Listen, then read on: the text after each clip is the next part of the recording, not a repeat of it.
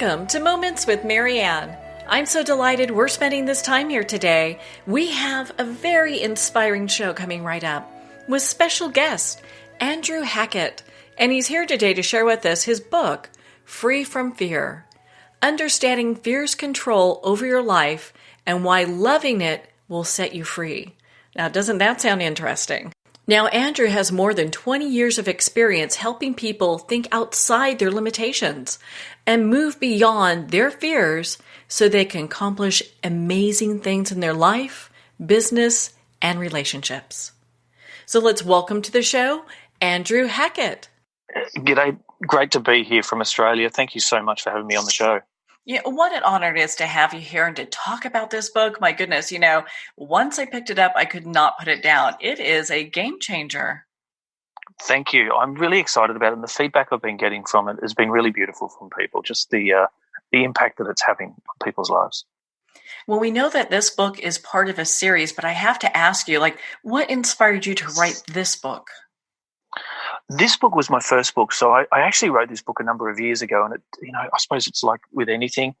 I discovered that, in fact, there was still some fears around me getting my story out there. The sensitivity of the story, the fact that not even my family really fully knew my full story, let alone putting it out to the entire world. So the reason why I wrote the book was I believed that what I have been through in life with the sexual abuse as a teenager and how I have overcome it actually has some real value to other people who are going through something similar, and that they could then perhaps look at as well what I had learned and what I can offer and stuff in the hope that maybe it just helps other people. Well, that's so brave of you to do, because I know a lot of times, and I know people will stuff that information and it will really impact their lives in a really dramatic way. Look, absolutely. And for me as well, I lived with my head in a bottle for 20 years trying to deal with the guilt and the shame associated with the sexual abuse. And eventually I got to a point where I needed to sort myself out once and for all. I had two young boys. They were 2.5 or 3 and about 6 months old.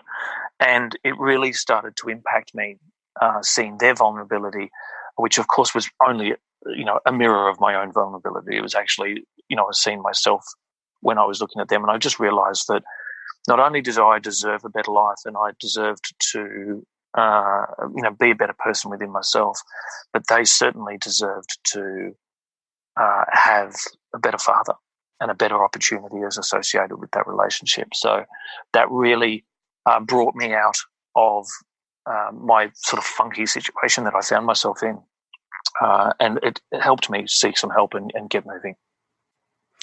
Well, you start your book off talking, telling the readers that they are not alone.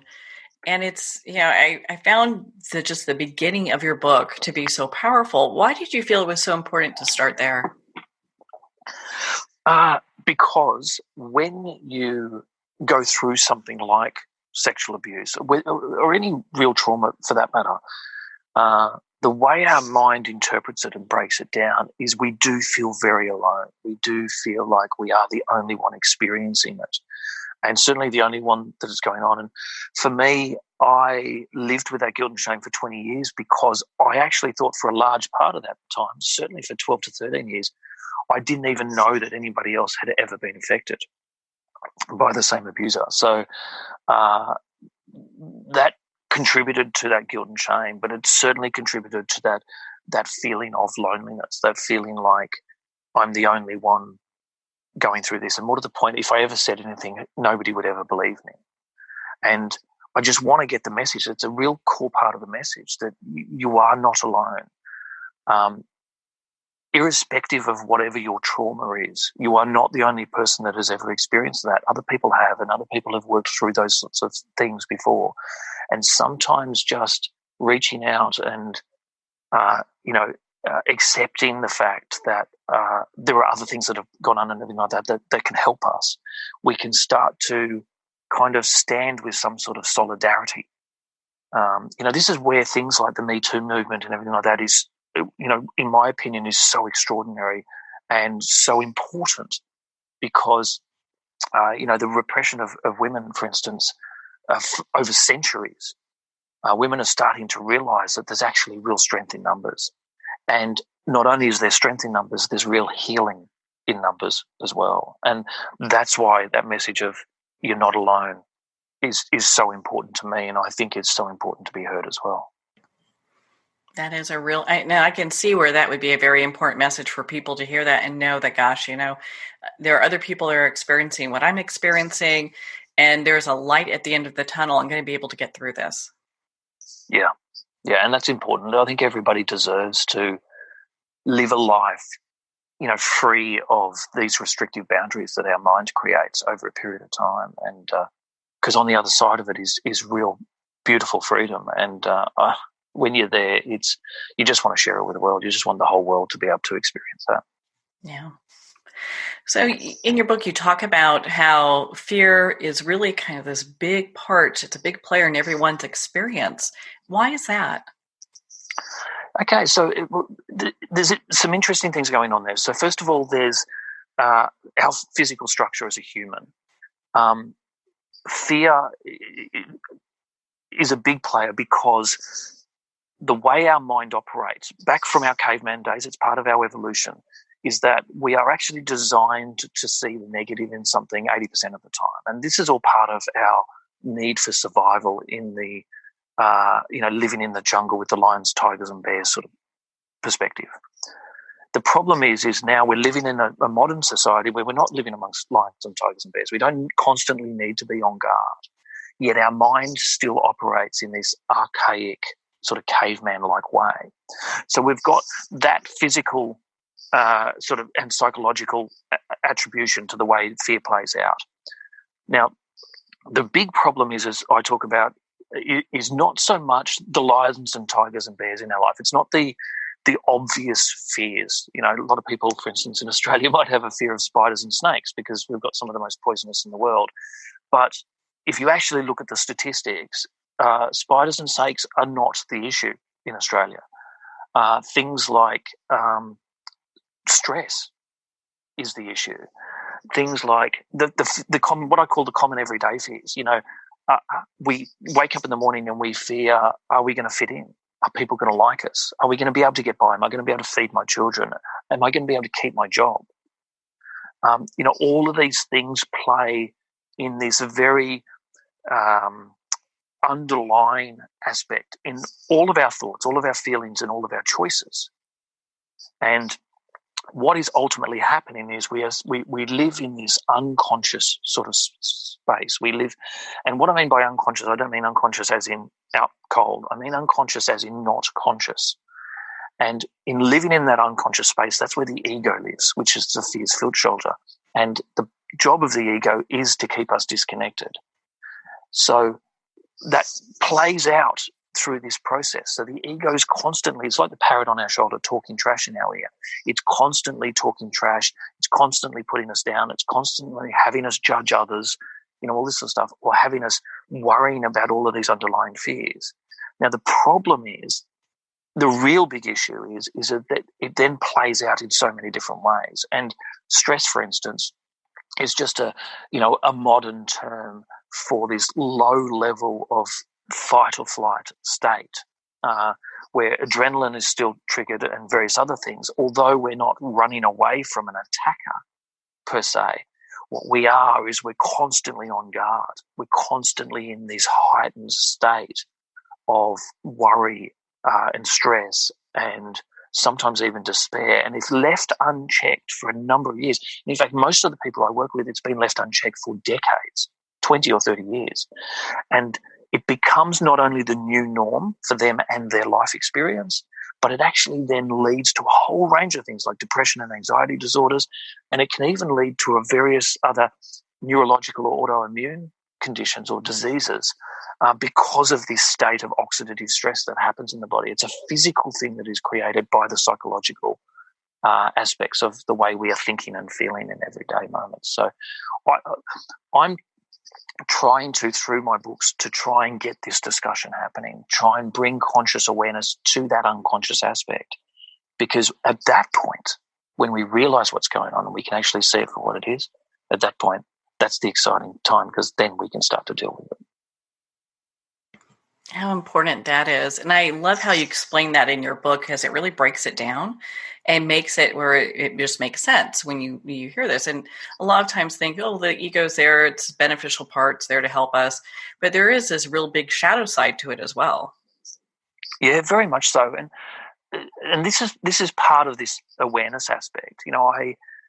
Part of the awareness is to get us to try and see the whole life from a different perspective. I have no desire or demand whatsoever for my truth to become everybody else's truth.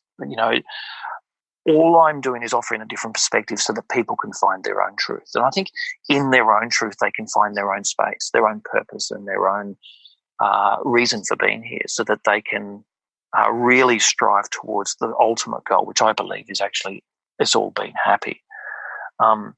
The ego is a very, very interesting beast. And what I'm trying to do is to break everything down and make it as simple as possible, because simple is easy to learn and it's easy to implement. And if we can implement easy, then we can continually repeat it. And at that point, we start creating some very positive behavioral habits that eventually become this unconsciously competent way of living, but in a positive sense, not in the negative sense that we have in fact been created over the decades. And that's why I also like to make things incredibly simple, break them down to their core constructs, which is why I talk about this love and fear dichotomy, this moment of choice that we have in every moment that we experience in life. So how do you get to the point where you can leave that past behind? Because I think for a lot of people, being able to walk through that has to be a really challenging thing.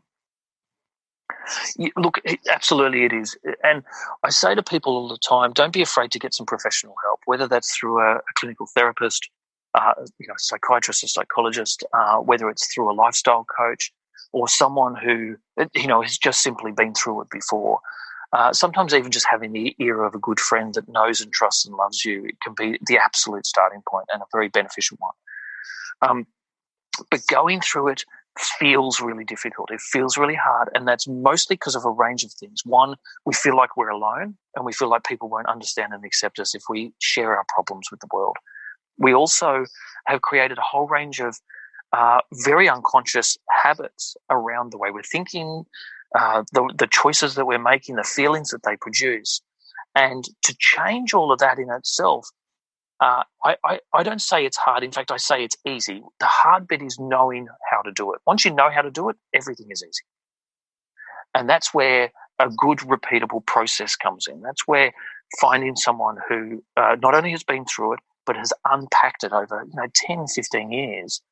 And through that process has then created an actual repeatable process that everybody can actually do, irrespective of where they're coming from or irrespective of where they're actually going to. And that's really important, I believe, because what it does is by focusing on a process, one, it kind of switches us off from the mind chatter that's going on. It helps us focus on the moment of what we're trying to achieve. And two, it gives us this step by step. So it takes the anxiety of possible failure out of the way. It takes the anxiety of, I don't understand what all the steps are. I say to people all the time, when we walk up a staircase, we don't necessarily need to see all of the steps, do we? All we need to do is know where the next step is in each particular moment. But before we try to tackle something, before we try to deal with these big fears in our life and these big issues in our life, our mind, our ego wants to overcomplicate it, wants to make it complicated, wants us to see what all the steps are before we even take the first one. And I try to just explain to people, this is all successful people do. All they know is that the next step is what's actually important, because when they get to that next step, then they can see the next step again.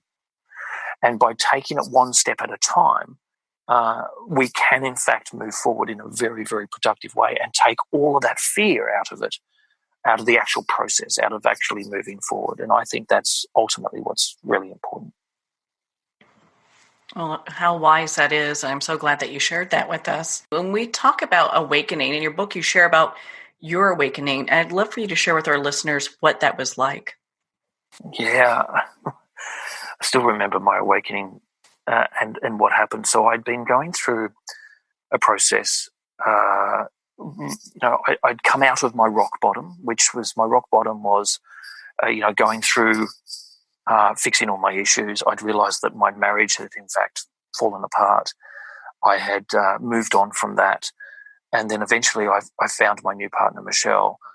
And now the reason why she's an integral part of that story is it's an example of how life can fundamentally change when unconditional love is, at its strongest, is being offered and also received. And what had happened is it had helped. I was going through what I refer to as the discovery phase. So I had developed this awareness that there was more going on around me than I'd ever given credit to. And I'd started exploring all of these new ideas and new theories, new teachings, both with spiritual teachers and coaches and all this sort of stuff, lots and lots of reading. I buried my head in books for years and years, both ancient texts and more modern texts. And it eventually came to a point, and it was almost like there was this massive buildup of pressure happening. And it wasn't a pressure in a stress type of pressure. It was a pressure in almost something magical about to bubble out from inside of me. And for many months by this stage, I'd had a variety of different teachers. I'd had people just showing up to my farm completely unannounced from various parts of Australia to give me messages. It was like the universe was absolutely determined to ensure that I got my message loud and clear. And it needed to tell me dozens of times, over and over and over again, from completely unrelated people. And what that message ultimately was that I'm here to be a teacher. I'm here to be a messenger of sorts. And the reason why I needed to be told so much is because, to be quite honest with you, I just didn't feel worthy of that opportunity. I didn't feel worthy of that role. Anyway, I remember having a discussion with Michelle. I was talking to her while I was driving back from a job. We were on the phone, and I told her about this particular message that I'd gotten. And the message was that I was here to be a teacher. And she just said to me in one beautiful, clear sentence, she said, "Andrew, you've been a teacher for many, many years already. The only difference is you doubt it." And it was such an aha moment, and it created this extraordinarily overflow of emotion. It literally came straight out of the pit of my tummy and just reached out and just burst out and overflowed everywhere. And fortunately, I got home safely, because it also triggered an extraordinary set of visions, which still to this day, to be really quite honest with you, I don't completely understand. And I did get home safely. I then collapsed on the grass outside my farmhouse at the time and lay there for what honestly seemed like, hours and hours and hours. I remember sort of coming to, not in a unconscious to conscious sense, but just realization that it was actually getting dark and quite cold and I needed to go inside. But this vision happened of a ball around me, like I was inside quite a large, almost clear sort of ball, like a sphere. And in that sphere, there was a whole range of puzzle pieces, very small puzzle pieces, all working away feverishly like ants, on an anthill, all doing their own particular role. And it took me many, many days. It was about 4 days that this vision lasted for. And to be quite honest with you, I wasn't very productive over that 4 days. I was kind of immersed and lost in what was going on. And what was actually unraveling was these puzzle pieces were slowly making different puzzles all around me, above me, below me, behind me, in front of me. But what took me a while to realize is that every single puzzle piece was a particular moment in time that I had experienced, or someone who I'd touched or had an experience with had experienced. So it was both my perspective and their perspective. And each puzzle piece represented this. And then slowly these puzzle pieces started to form larger pictures. And those larger pictures were more periods of time as opposed to individual moments. They were periods of time throughout my life. And then eventually those sort of medium-sized puzzles started to join together to form one large puzzle. And what the unbelievable realization, and this is a realization that a lot of people have. It's not what I would classify extraordinary in its own way, but what it was extraordinary to me at the time. It was the realization that every single moment, every thought, every feeling I had ever experienced, and every thought or feeling that I had ever extracted out of another or created in another through what I had done, rightly or wrongly, even the bad things that I'd done, every single one of those moments brought me to the here and now. And the picture that all of them ultimately formed was a picture of me in the situation that I was in at that exact point in time. So it's this realization that everything that happens to bring us to the here and now, and why that present moment is so extraordinarily important. And it started a flood, and this is what I talk about my awakening. For some people, it's not necessarily a point in time, and an awakening happens in different ways to different people. I believe they're all as unique as we are. Excuse me. But the realization, the big realization was how everything that I had learned, everything I had read, everything had just suddenly appeared to me in a moment to help me understand what this greater picture is, to help me understand what my purpose is and why I'm here, and accept it. Because in that moment of awakening, you experience a love that is so pure and divine, completely unexplainable in a physical world context, because we don't experience pure, divine, unconditional love in this kind of way. You hear of some people who have near-death experiences, or or people who are born again in a Christian or a godly sense, and they've experienced this level of love. I believe all awakenings are the same in one form or another. We just have different contextual overlays. We have different cultural overlays. We have different, perhaps, religious beliefs as well. What I started to realize is that, in fact, we're all believing and speaking the same truth. We're just using different language. We're just using different words. We're just using different experiences to explain it. And it was a beautiful moment for me, this complete singularity and complete lack of separateness that, in fact, we are taught about or expected to actually accept as a reality. It started to make me question even more. And as many questions that were answered, to be quite honest with you, there were a lot more that were yet to be answered as well. Yeah, it's such a beautiful story. At what point during your journey did you realize that the fear was gone for you? It was actually some time afterwards, even though that particular moment in itself was the catalyst that removed that fear. It was probably many months later where I started to realize, oh, hold on a second, because people kept saying to me, oh, wow, Andrew, you're doing so well, you look so good.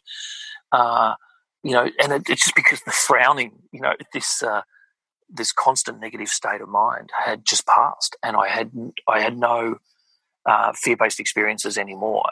And although I didn't associate it as such, it's just people kept on saying, you are such a different person now. So I then started to slowly examine it and try to understand it and unpack it. And that was really the beginning of me trying to understand the fact that there was, I'd accepted the fact that I had come here to teach, to be a messenger of sorts. What I hadn't fully understood was what that message was. So I needed to unpack it. I needed to explore it. I started doing work with other people in a more formal sense, because I'd been doing work with people for many, many years in my my corporate role that I'd played out. I was a business management consultant for some 20-odd years, and as part of that, I had always been doing work, developing people and helping people and growing people, mentoring and guiding people, and teaching people, as it turns out. It was just always in a very informal setting. So when I started to unpack what was going on, I started to work with people on it and started to slowly develop a process. And then I started to realize that process was repeatable. And in fact, I then started to realize that everybody I came across irrespective of what state they were in and irrespective of what journey they still had to undertake, that process was repeatable in everyone, and we could get these amazing results. It took commitment, it took determination, it took focus on behalf of the individual to no longer live in that unconscious slumber, to no longer live in that state of fear. And sometimes it requires a real subtle, gentle approach, which is, what I offer the world in a lot of ways through my daily inspirations and everything that I post on social media and the videos that I do.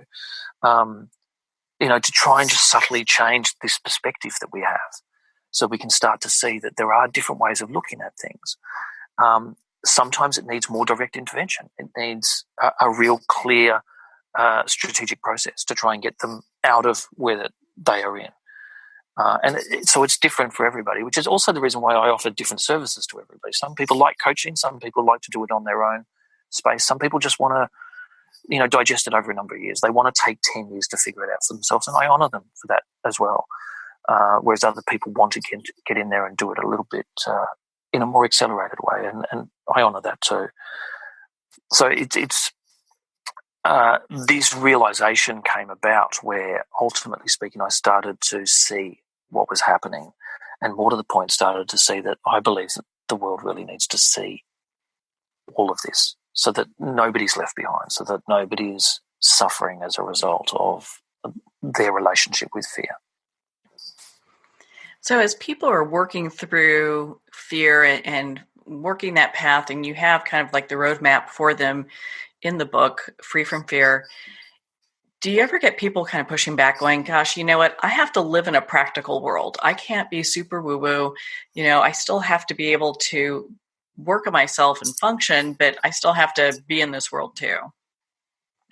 Yeah, look, that's actually a fabulous question, Marianne. You're absolutely right. And that was something that slowly developed within me over a period of time as well. So this is why I refer to the need for a holistic approach. Like, we need to change the mindset. Everybody knows the power of mindset coaching and changing our mindset. I say we need to take it one step further, and we need to match what we're doing with the mind with what we're doing with the body, because the body is our physical vessel that carries us through this life. And if we're not looking after the body, it actually reduces our psychological or our mental capability as well. But we also need to embrace the spiritual aspect, the heart-based aspect of it all too, because that's where synchronicities happen. That's where influence and intuition takes a hold. That's where this opportunity that is far beyond our capability suddenly comes into play. And I hear people all the time say that, this spirituality stuff, I'm not too sure about it, which is actually the real reason why I talk about spirituality with practicality. We're physical beings, or more to the point, we are spiritual beings that have come into a physical being existence to experience everything that physicality can give us. We, as our spiritual self, as our formless being, we can't experience fear. We can understand it like a memory, but we can't experience it. We come to Earth, as it turns out, to experience this physicality, and what comes with that is both love and fear. And that contrasting experience that we can undertake is really, really important, because it's like everything. Everything's experienced through these contrasts. You can't experience tall unless you experience short. You can't experience hot unless you experience cold. You can't really experience and fully understand the power of love unless you also experience fear. The challenge, though, is that we've been indoctrinated into a life through education, through cultural beliefs, to believe that a fear-based existence, that depression and anxiety, that all these other sorts of things are in fact what life is all about. In fact, worse still, that is all life has to offer.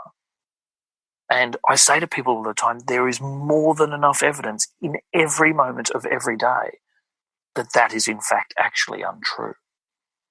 That life does have so much more to offer, and it's up to the individual to take charge of that experience, because the individual themselves is the only ones who can create their life experience. And so I think that's a very important thing to know and understand, because what it does is it empowers the individual to understand that they need to take control of their life, that they are in fact responsible for the outcome of that experience. And with the right help, with the right guidance, and the right process or the right tools, I say that everything is possible. There are too many examples of people that have changed their stars, moved from poverty to riches, have left a life that was making them unhappy and broken their life down into something very simple that has brought extraordinary happiness, particularly when it's in the in service to others. That's why I particularly focus my business consulting work, for instance, on working with heart-centered entrepreneurs as well, because I think that's a really important thing to know and understand for a lot of people, because a lot of people haven't experienced this awakening, and they sort of go, well, okay, well, what does this mean? What is the understanding? And I say, well, the awakening has happened for a very good reason. It's to wake you up to that spiritual aspect within you, so that then you can use that in a practical context to help others. And I think that's really the ultimate goal for a lot of us, is to wake up to our true self, to find ourselves and to find the truth within ourselves. And in that, then understand and find what our purpose is, and then turn that purpose into something tangible, something practical, something real.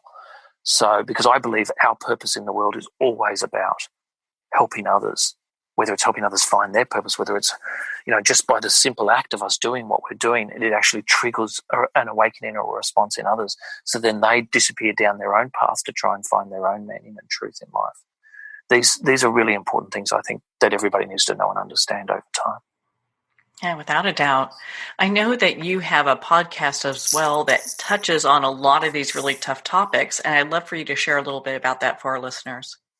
Yeah, so my podcast show is called Illimitable Living, and to be quite honest with you, recording podcasts and even talking to people like yourself is the real highlight of my week. I love doing the individual work, but my particular journey is actually more about helping people in a broader scale.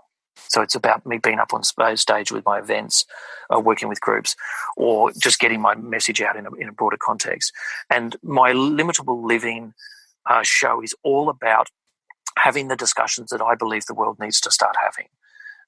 And some of those discussions will resonate with you. Some of them, they'll challenge you. And look, that's actually kind of the point. But I try to do it in a very matter-of-fact, down-to-earth way. For season 1, I've had a remarkable co-host, Patricia Morris, and who brings a great feminine aspect to the discussion, which I think is ultimately important. I think the world has had too much of this patriarchal dominance, and I think actually the energy around the world is fundamentally changing to the more, the gentler and the kinder and the more compassionate sort of matriarchal model, even if in the practical context we're not seeing it all that clearly yet. But ultimately speaking, the podcast is just about trying to expand our perspective, just to try and present new ideas. In fact, not many of them are new. Many of them have in fact been around for millennia. I'm just trying to put my own unique perspective on it, in the hope that people will then listen to it and go, you know what, I hadn't really thought about life that way, or I hadn't thought about this aspect of things. And it then encourages them to go and have a discussion both within themselves, but also a discussion with their loved ones. And in that way, the discussion goes a little broader and broader still. A large part of my message, in the beginning part of my message, and I talk about this in my masterclass and various other things as well, is I believe that the world is caught in this search for meaning crisis. And I believe by bringing conscious awareness to this search for meaning crisis, the fact that we kind of feel a bit lost, we're going about our day-to-day in this unconscious kind of slumber, and it's making us depressed, it's making us anxious. By bringing this awareness to it, which is all my podcast show is trying to do, is to help people understand and see things in a different way, so that they can start making the changes that they need to make in their own time, in their own space, without any pressure from me. I'm not here to hard sell anybody or to shove anything down anybody's throat. I'm just here to have a gentle and loving, compassionate discussion in the hope that then people will start to reach out and say, you know what, Andrew, I really do want to talk to you about this because, you know, that really resonated with me. And at that moment, the possibility for awakening to their own truth really becomes real. Well, I'm sure it's easier for men to reach out to you and have a discussion with you because, hey, you're a guy, you've gone through this, and, you know, you can help them also work through that. I know women probably, in not all sense, but maybe in some, feel a little bit more comfortable talking with women too, you know? Yeah, look, that's an interesting thing. I don't disagree with you. And in fact, for many years, that's exactly the way I thought it. But this very strange thing is women actually make up 87% of my demographic. And most of the women between the age of 35 and 65, most of them are around that middle age of around 50. And I think what it is the reason why women are reaching out is because the relationships that they've had with men throughout nearly all of their lives have been unsupportive, dysfunctional, and certainly not empowering for them as an individual. And in some aspects, and this is some of the feedback that I've had, for some women, they really seek a gentle, compassionate, understanding, non-judgmental male viewpoint because they're just not getting it. The males in their relationships, in their lives, just have never been all that communicative, have never fully done the exploration themselves, haven't delved deep into the psychological aspects of how we operate and how that interacts in a practical context. And they seem to actually really appreciate having someone to talk to and someone to work through things with. I think the other aspect is and this is consistent across my demographic, and again, 87% of my demographic are female. In fact, a very large proportion of, I think it's over 50%, are based in America. Europe, it makes up a very large proportion. In fact, my presence in Australia is less than 10% of the people that I work with and my customers and clients. But particularly with females, there is a very common theme that is coming out. And it all stems back to this thing we call our midlife crisis. Everybody, we develop a set of beliefs over a period of time. Those beliefs come ultimately from our parents, and as we get into our early teens, influences and our peers start to influence our belief system. When we get into our early adult years, it's people we work with and the people we look up to and everything like that, and we start to leave our parental influence behind and we start to create our own belief system. That belief system, often with most adults, then stays stagnant, usually by the choices that we make, the people we settle down with, the families we create. And then we get to that age of about sometimes 40, 45, 50, 55, depending on the individual. It happens at different stages. And the individual starts to realize, and this happens in both men and women, we start to realize the belief system that we created in our early 20s is no longer relevant now. And we give it the term of the midlife crisis because all that is our new expectations of life are no longer meeting our belief system. And so there's this inner conflict that happens and we tend to then react. So men react to their midlife crisis in a very different way to females do. Females often do it in a gentler way, but it's more about self-empowerment. It's more about taking charge. It's more about, for women that have spent their life giving themselves to their family, to their children, to their partner, or in some cases giving their life to their career, they suddenly start to, as they enter this stewardship moment, they start to realize that there is in fact more strength and more benefit to those around them through doing some inner work, through looking within and starting to improve themselves and giving themselves that strength. And they then start to stand in their own power. And we're seeing this all happening all over the world. And the Me Too movement is in fact actually a result of this process that I am seeing happening throughout my entire demographic. But what I believe is happening is a lot of women either don't have the skills or don't have the faith in their own skills. They don't have the courage or the self-belief to take the leap that needs to be taken to stand in their own power, you know, in a lot of cases, create a business that relates to their awakening. This heart-centered entrepreneurship that I think a lot of women are now starting to have a calling for. And for some women, it's not quite to that extent. You know, they come and work with me in that earlier stages where they just need someone to support them, to back them, to show them the way, explain to them what the steps are, and you know, just really be there for them, to give them that strength and that power while they start to believe in themselves again. Because for a lot of women, they haven't believed in themselves for decades, and it takes a process of unpacking that, and it's really, really important. So, to be quite honest with you, I became very surprised about the fact that my demographic of the people that I work with and that connect with my message are strongly female, quite heavily so, and more men are coming out of the woodwork. There's no question about that. You know, men are having this awakening too, and in a lot of aspects, they want someone who is a lot more spiritual in the practical application of it, because men tend to see themselves more as practical beasts. You know, we like to chop the wood and carry the water, whereas women are more connected, more intuitive, more heartfelt, in my opinion, and certainly more in tune with that spiritual aspect. And in some aspects, they're looking for someone who is a lot more practical to help them understand that intersection between the two and why there is this beautiful sweet spot in the middle there.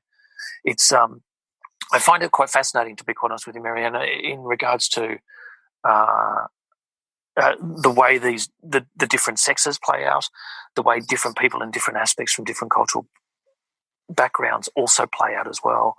But I believe the core of what is happening with the individual actually is consistently the same.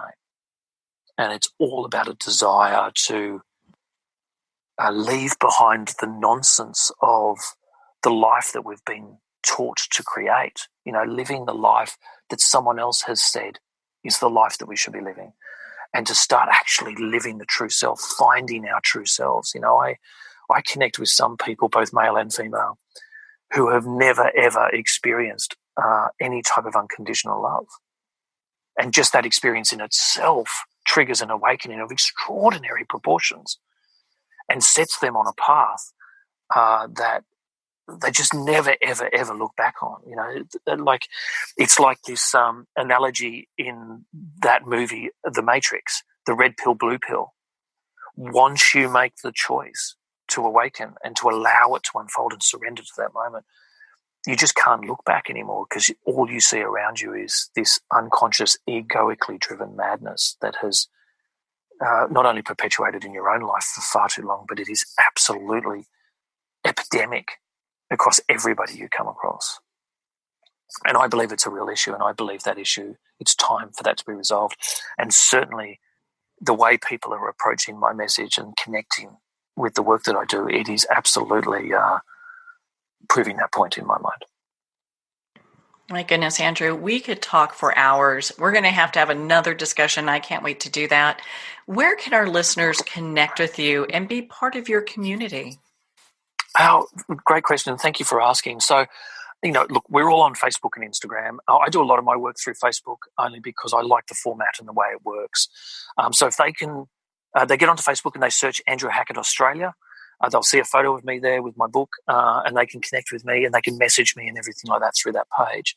On Instagram, I am through the name of Andrew S. Hackett on Instagram. And both of those have daily inspirations, you know, videos, a whole range of content and stuff going back many years that people can connect with and share, you know, share it, love it, like it, all the rest of it. You know, I really encourage that. I offer that stuff to the world in those formats because I don't want to leave anybody behind. I know not everybody has the money for a rapid, accelerated growth platform like, you know, a one-on-one coaching. But, you know, I'm getting extraordinary results out of people who are just connecting with those daily inspirations over a period of time as they unpack things themselves. So there's Instagram, there's Facebook. They can get onto YouTube as well. I've got a YouTube channel with a whole range of videos coming out. And, you know, you usually try and schedule out, 2 or 3 videos every week just to, again, keep people focusing on the different perspectives that they need to think about. If they want to know more, if they want to get right down into the nitty-gritty of it all, they can go to andrewhackett.com.au. That's andrewhackett.com.au, and they can have a look at my pages there. On there is my masterclass, which is a great accelerated way to get moving for everybody who wants to get started, and that's really at a fabulous low price point. And with my masterclass as well, the premium model actually has a number of calls with me, 4 50-minute calls, so that we can get right down to the nitty-gritty for people. And for a lot of people, that's all they need to get started. And it's priced so beautifully because I don't want to leave anybody behind. I also have a subscription service with my Fitter Freedom Academy, which again is accessible via andrewhackett.com.au. And that's for people who want to do things in a self-paced way, but they need access to all the content. So that's all my podcasts, all my blogs and articles, all my videos, my online education program, you name it, it's in there. People can obviously also go to illimitableliving.com. That'll send you to my podcast on iTunes. It's also available on all the other platforms for podcasts as well.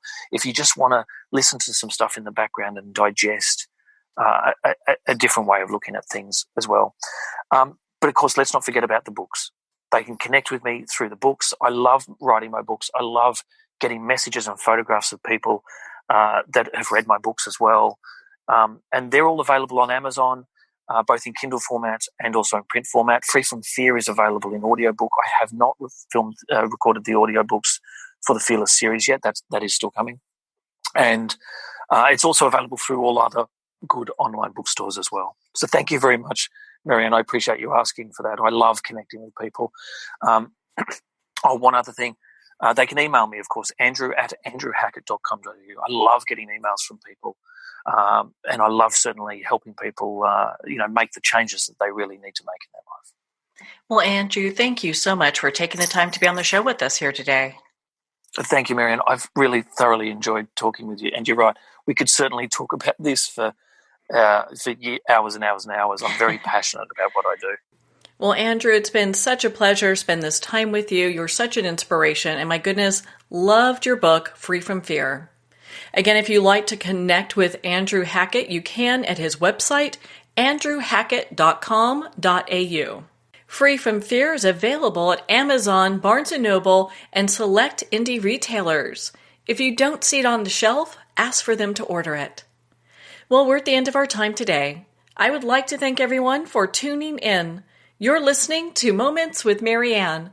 And remember, make every moment count.